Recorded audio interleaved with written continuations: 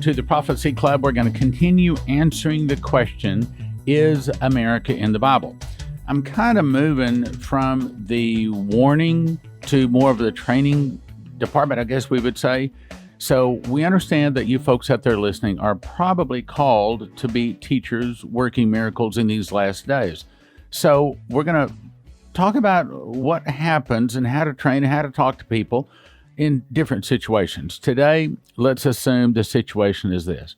Let's assume that someone comes to you and says, is America in the Bible? Well, as I've already said in the other two broadcasts, there's some very good place you would take them to in the Bible. However, today we're going to be talking about Revelation 18.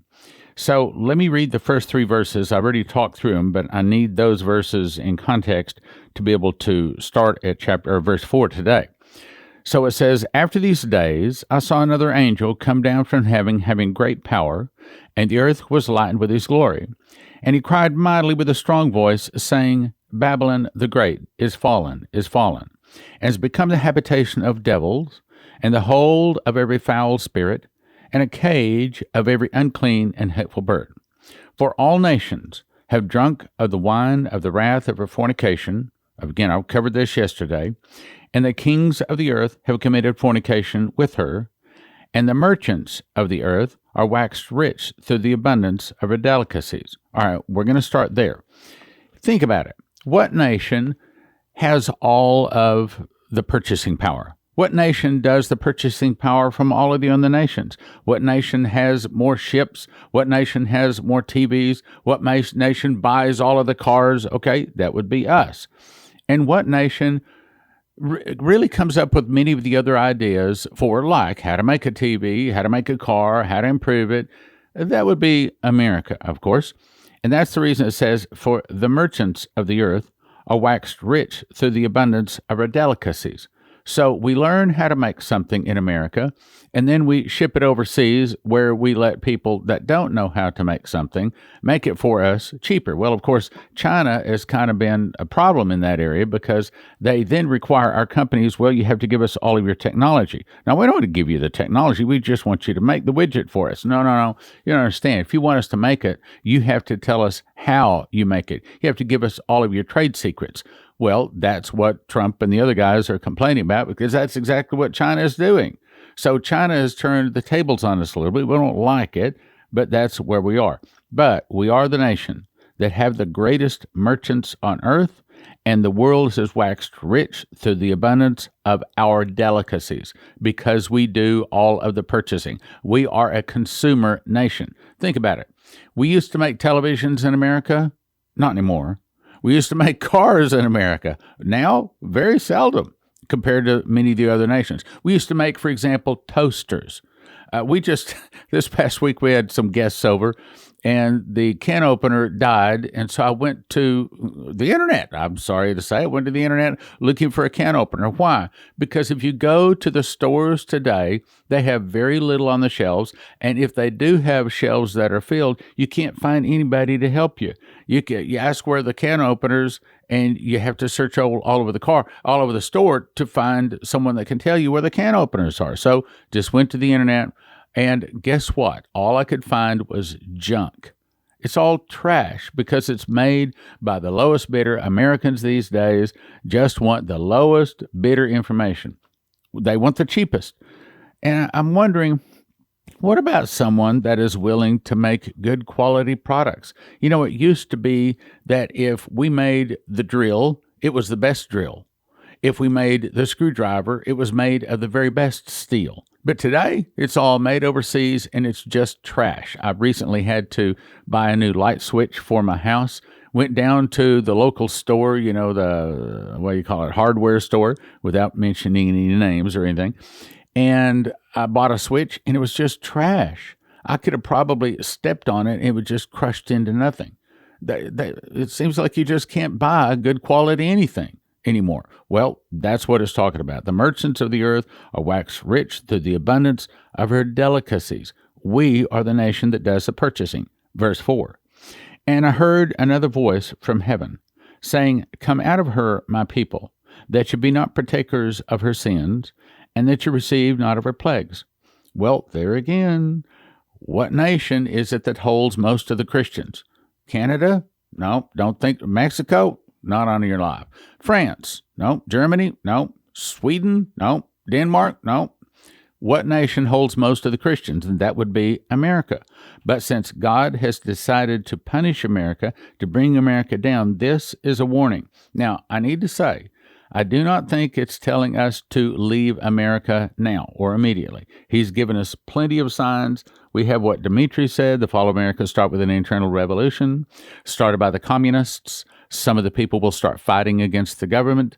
The government will be busy with internal problems. Then from the oceans, Russia, Cuba, Nicaragua, Central America, Mexico, and two other countries will attack and defeat America in one day.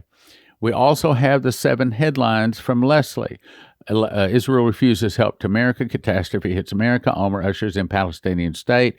One of America's greatest times of need. Israel has attacked America, sends troops. Chaos reigns as Americans protest help to Israel, and it will start with an internal revolution. So we have a lot of warning. You and I will know when it is time to leave. However, I believe that there's going to come a time when God is, the angel spoke to Dmitri and said that time would come when he would be speaking to all of his people then, as he did to Dmitri then. Now, Dmitri asked a question. He either heard an audible voice in the ear or the angel came and tapped him on the hand, woke him up in the middle of the night, and gave him the answer. So those kind of answers are coming. I do believe that the time will come when the Spirit of God will begin to speak to all of his people across the nation that it is time to leave America. Even if they haven't been listening to Prophecy Club, even if they hadn't even heard of Dmitri Duduman, they will know that it's time to leave America. However, if they haven't heard this warning, they might not heed the warning. But I do believe God's going to tell them. So it says, I heard another voice from heaven saying, come out of her, my people. That does not mean that we should leave yet. Let me say it again. That does not mean that we should leave America yet. But I do think we will be told. But what it's saying is to come out of her sins. Just because other people around you curse and use profanity and take the name of the Lord thy God in vain, and they curse we don't do that. We don't let those kind of words come out of our mouth. Just because the other people around you are drinking does not necessarily mean we do. Just because the other people are sinning and doing all sorts of wickedness does not necessarily mean we do. That's what he's saying. Don't do the things that are sinful that you see the people around you doing. We don't do that. That's why we call ourselves a Christian. When we accept Jesus, with that, we also agreed to follow his teachings. So somebody says they're a Christian, they might not be walking too close to him. Maybe that's Jesus into their heart, but they need to do some cleaning up. Okay, so be not partakers of her sins, ye receive not of her plagues. So that's good news. If we keep our lives clean, as he has said, he will protect us. Verse 5, for her sins have reached unto heaven, and God hath remembered her iniquities. To me, I think that's one of the most telling things. That is trying to say that this is talking about America. Let's read that again. That's real important. For her sins have reached unto heaven, and God hath remembered her iniquities. Well, what is it that causes God to forget a nation's iniquities or a person's iniquities? And the answer is the blood of Jesus. The blood of Jesus washes them away so that Jesus doesn't look at them. But in this case, when it says, for her sins have reached unto heaven, means that this is a nation whose sins used to be covered, like their grandparents and their parents before them, and maybe even them as a child. But now they have grown up and they have learned better.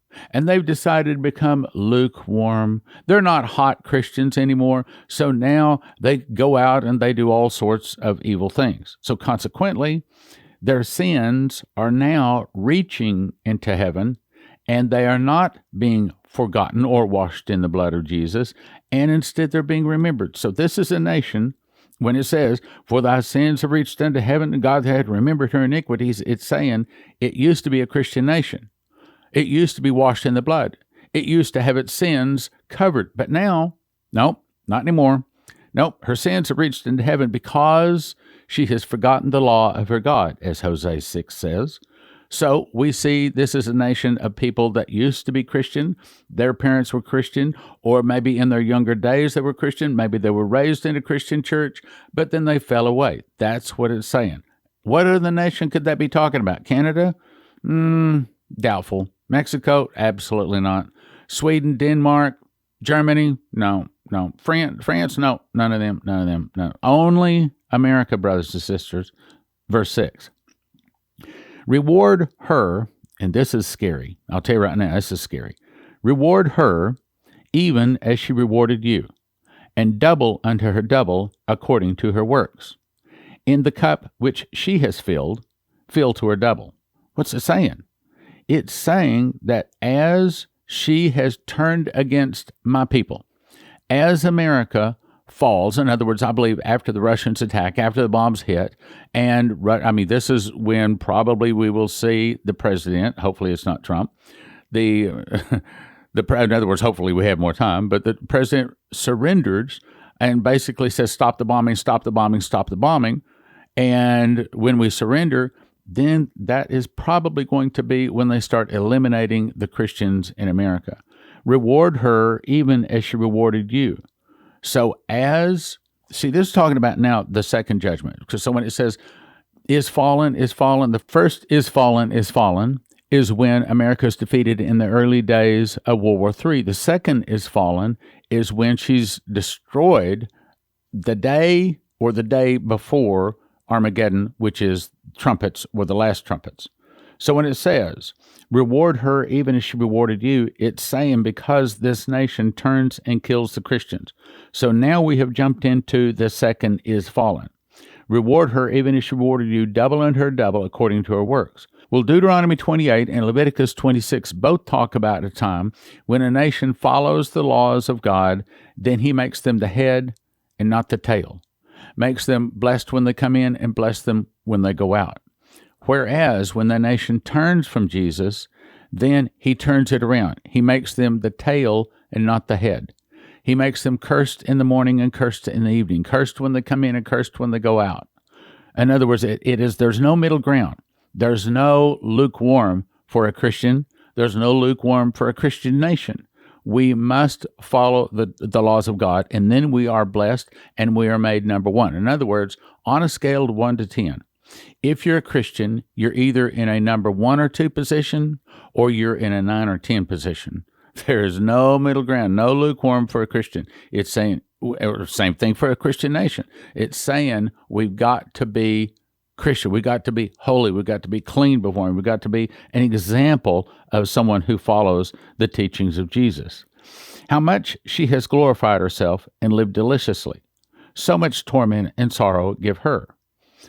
So once again, it's saying that this is a nation that has been very, very blessed, and that was a good thing because they were following the laws of God, but now they have stopped following the laws of God, and now they have turned against that. So consequently, she has glorified herself and lived deliciously, so now so much torment and sorrow give her. Why? Because she used to be the head, and now God is going to make her the tail.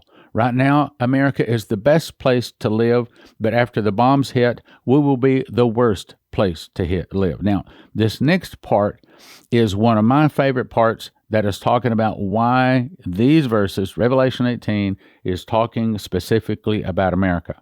I set a queen, and am no widow, and shall see no sorrow. I cannot give you a better definition of pre-tribulation rapture than that. People that believe in a pre-tribulation rapture, I cannot tell you, and I cannot stress it strong enough, you gotta stop. You gotta stop believing that. Look, you can read the Bible, you can figure it out. Matter of fact, I've made 3 DVDs talking about the rapture and how it's an error. So go to Watch Prophecy Club and watch them, or go to prophecyclub.com and order the DVDs. Anyway, I set a queen, and am no widow, and shall see no sorrow. Means that we don't think that America is going to fall. We think that America is too big to fall. However, God knows differently. Next verse says, therefore shall her plagues come in one day. Means because America won't listen, won't receive the correction, just like right now. America should be listening to this broadcast. We ought to be one of the number 1 programs out there, but they don't want to hear it. Okay, so instead they just turn the channel. They don't support.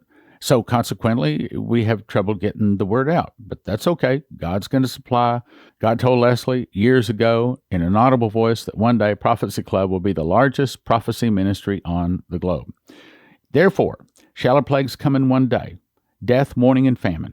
So because we won't listen, because we won't take correction, he has to hit us hard all in the same day. And she shall be utterly burned with fire, that would be nuclear, for strong is the Lord God who judgeth her. Because he's strong, because he does not put up with people sinning, and because we won't listen, because we won't take the little small baby steps and correct ourselves as a nation, we fall so far it finally reaches the point where he says, destroy it. And America is destroyed. Verse 9, and the kings of the earth who have committed fornication, that means the kings that have gone away from Christ because of what we do through our music, our movies, and our printed matter, and our example of how we live, how we run our government. And the kings of the earth who have committed fornication and lived deliciously with her shall bewail her and lament for her when they shall see the smoke of her burning. So when the bombs hit us, just like Dmitri was told, all the nations would be terrified. And they form a world government. At the end, that's the conclusion. Because they say, well, democracy didn't work, it failed us, and so now we have to try something else. Let's try world government. Never mind, it's the beast or the Antichrist that heads it up. Verse 10, standing afar off for fear of her torment, saying, alas, alas, that great city, that's the second time we heard the word great, that great city, Babylon. Babylon means confusion or a nation that's turned from God. That mighty city, for in 1 hour is thy judgment come. When before the modern nuclear age could an entire nation be destroyed in one day? Couldn't happen. It takes longer than that. It takes probably 2 or 3 weeks, 2 or 3 months, maybe 2 or 3 years to destroy an entire nation, but no, not today. Nuclear weapons can land all the same hour, and one nation destroyed in 1 hour can happen today. And according to the prophecies, that's exactly what happened. However, let's go back to verse 10. Why does it say, standing afar off for the fear of her torment? So get this picture. The other nations are looking at nuclear weapons landing all over America, and yet they don't run in to help. Why?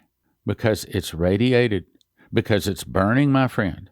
That's the reason it says standing afar off. They don't run in to help. Standing afar off for the fear of her torment.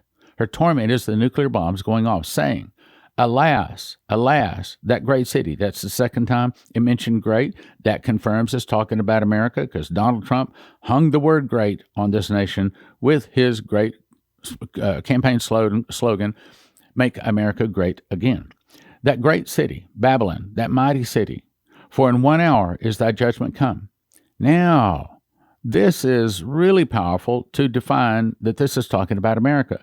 It's like, what can I do to convince these people that it's really me talking and that I'm really talking about their nation when they don't want to hear?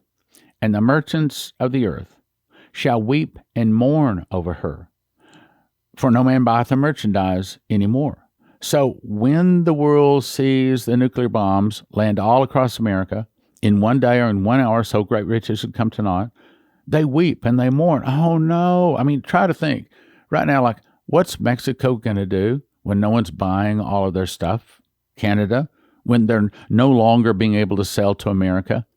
What's China going to do when all of a sudden her number one purchasing, the number one thing that is making the whole world go around, all of a sudden it's gone? It's not just taking out America, brothers and sisters. It is taking out the whole world's financial system. And the merchants of the earth shall weep and mourn over her, for no man buyeth the merchandise anymore. Now, it lists the merchandise that America buys. So as I read through this list, and I'm going to just like make it a list, as I read through this list, ask yourself, first of all, how much of this do you have in your house that you have actually purchased now or at one time in your life? And ask yourself, are these things that Americans typically buy? The merchandise of gold and silver and precious stones and pearls and fine linen and purple and silk, and scarlet, and all fine wood, all manner vessels of ivory, all manner vessels of most precious wood, brass, iron, marble, cinnamon, odors, ointments, frankincense, wine, oil, fine flour, wheat, beasts, sheep, horses, chariots, slaves, and souls of men. I don't know how you can get any more direct than that. I mean, that is a pretty much a shopping list for America. Those are the things we buy. Verse 14, and the fruits that thy soul lusted after are departed from thee. That means that the things that America loves, our restaurants, our wonderful food, our movies, our music, our libraries, all of the things that we love in America, they're all gone in one day, in 1 hour. So great riches has come to naught. And the fruits that thy soul lusted after are departed from thee, and all things which were dainty and goodly are departed from thee, and thou shalt find them no more at all. Means that pretty much no more steaks, no more bacon, no more all of the things that the Americans so much love. By the way, I don't do bacon. I don't do pork, in case you're wondering. Oh, he just admitted he's doing... No, I don't. The merchants of these things, which were made rich by her, shall stand afar off. Why? Again, because the nuclear bomb's gone off. For fear of her torment, weeping and wailing and saying, alas, alas, that great city. That's the third time we've heard the word great. That great city that was clothed in fine linen and purple and scarlet, and decked with gold and precious stones and pearls. Well, that is the verse that I think is the most powerful verse in the whole chapter, saying this is talking about America, if you understand what those words mean. So let's understand.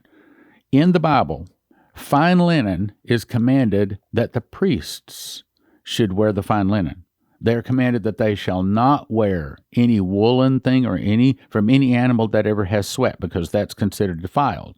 So when it says fine linen, it's saying this is a nation of priests. Well, I'm not a priest. What? Wait a minute. If you've accepted Jesus, you are, because Jesus has made us kings and priests. So when it says fine linen, it's saying this is a nation of Christians, my brothers and sisters. This is America. Fine linen and purple and scarlet. Okay, well, if you go back into the Old Testament and you look where purple and scarlet is used, that has to do with the temple. That has to do with royalty. You see, American Christians are the royalty. They are the kings and the priests of the royalty. In other words, a person that has been a Christian in America has a high probability of receiving Jesus and following him and winning other people to the Lord. And in the kingdom of heaven, they will be royalty. They will be wearing fine linen, purple and scarlet, decked with gold and precious stones and pearls. That's a description of a blessed Christian.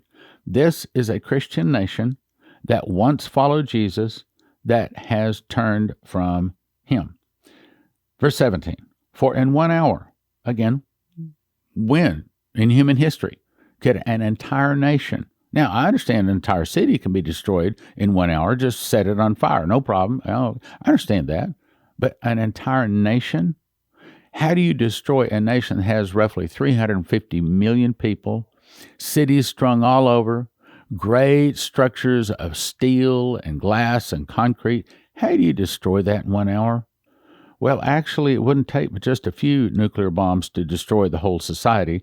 But they say that Russia has, or at least claims to have, over 8,000 nuclear bombs. That's what they claim. Man, probably they have twice that many.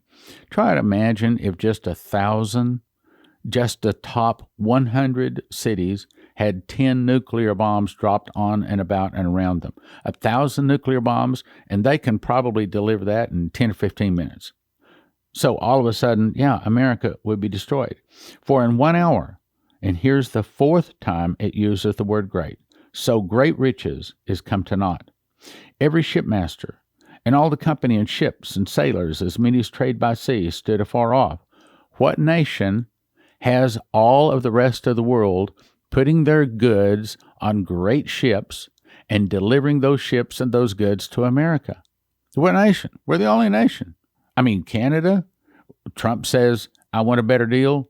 And now Canada balks and they squawk and they complain, but they signed the deal. Mexico, they don't like it. They want to take advantage of America. But when Trump says, no, this way it's going to be, they don't have a choice. Just like he says, we have all the cards. We are the big piggy bank that all the rest of the world has been stealing from, and I'm going to put a stop to it. Well, he did put a stop to it because we are the big piggy bank. We are the nation that is making all the rest of the nations wealthy. We are.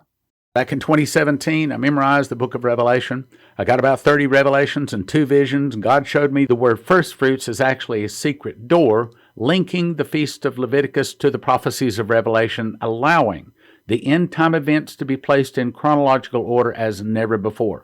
One prophetic word said it this way: there is a lock that I have put over a word in the book of Revelation that I'm going to open unto you. It will turn many books written on the end time into obsolete books. That's this book. In this book, for the first time, you will understand that on first fruits, Jesus, the Lamb, returns to Mount Zion with 144,000 one-year-old Jews.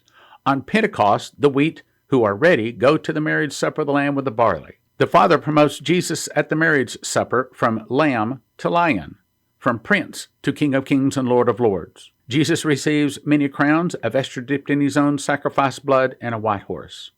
The barley and wheat receive a wedding garment and a white horse to return on trumpets about 4 months later. This is the day of the Lord. Jesus, the judge, uses the morning star, lightning sword to burn the tares. This is the judgment seat of Christ. All in Jesus report here and receive their just rewards. On atonement, Jesus is the judge at the great white throne. For those not in Jesus, the dead are judged based upon their works written in the books. Whosoever was not found written in the book is cast into the lake of fire, which is the second death. On Tabernacles, the New Jerusalem comes down from God out of heaven, all explained in the secret door to understand Bible prophecy. 1 for 20, don't do that. 5 for 30, 10 for 55, or a case of 60 for $250 at prophecyclub.com.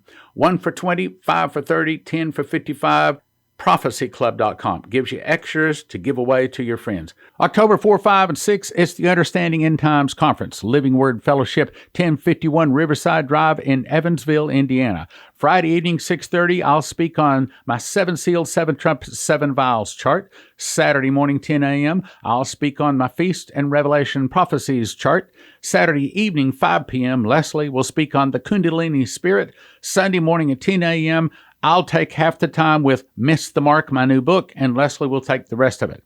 As you know, I'm called to build an end-time army of prophecy teachers working miracles. I want you to come so I can lay hands on you and anoint you for you to receive 2 anointings. The spirit of revelation as I received it when I memorized the book of Revelation. 2, to work in 7-fold miracles when the judgment arrives. The room only holds 350 people, and the church is probably going to take from 100 to 150 of them, so it will fill quickly. I suggest you do the $25 registration quickly at endtimesconference.com. $25 registration at endtimesconference.com, October 4, 5, and 6, Understanding End Times Conference, Living Word Fellowship, Evansville, Indiana. See you there! You can now watch 160 Prophecy Club recordings and soon over 300 without interruption. Most people would agree 300 titles, normally $30 each. A gift of $100 a month would be reasonable. $50 a pretty good deal, but the introductory rate for a limited time is just $20 recurring monthly subscription. A 1-year subscription is a gift of $200. There's no contract. You can cancel anytime you want to, and you get the first 3 days free just to check it out. The best deal is a yearly subscription that'll lock in your rate for a year even when we raise the rates. Watch prophecyclub.com. Go check it out. WatchProphecyClub.com.